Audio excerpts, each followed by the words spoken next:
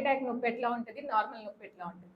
Heart attack నొప్పి అంటే ఛాతి మధ్య భాగంలో కానీ ఛాతి ఎడమ వైపు కానీ వచ్చి బాగా విపరీతంగా వస్తుంది. విపరీతంగా వీపుకి కానీ ఎడమ చేతికి కానీ పాకుతున్నట్టుండి బాగా చెమటలు బట్టి దడదడగా ఉంటాడు. అంటే మనిషి కూర్చోలేడు, నిలబడలేని పరిస్థితిలో ఉంటుంది. ఇలాంటి సిచ్యువేషన్ ఉంటే ఈసీజీ కూడా తీయక్కర్లా, 100% అది హార్ట్ అటాక్ అది ప్రూఫ్. దానికి మళ్ళీ గ్యాస్ అని ఇంజెక్షన్ చేసి అస్సలు డిలే చేయదు. ఇలాంటి పరిస్థితుల్లో పేషెంట్ అటెండెన్స్ని పరిగెత్తించాలి. పేషెంట్ పరిగెత్తించకూడదు.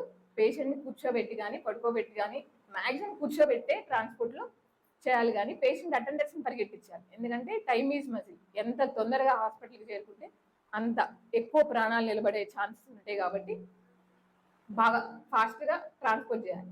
చేసే ముందు మనం చేయగలిగింది ఏంటి, స్టాట్ డోస్ అంటారు, అందరికీ తెలిసే ఉండొచ్చు, నేను మళ్ళీ ఇంకొకసారి చెప్తాను.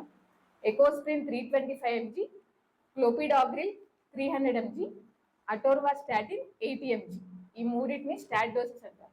ఈ మూడు మీరు కానీ ఇచ్చి హాస్పిటల్కి తొందరగా పంపించారంటే పేషెంట్కి చాలా వరకు మేలు కలుగుతుంది. ఇంకొకటి మీకు డౌట్ ఉండొచ్చు,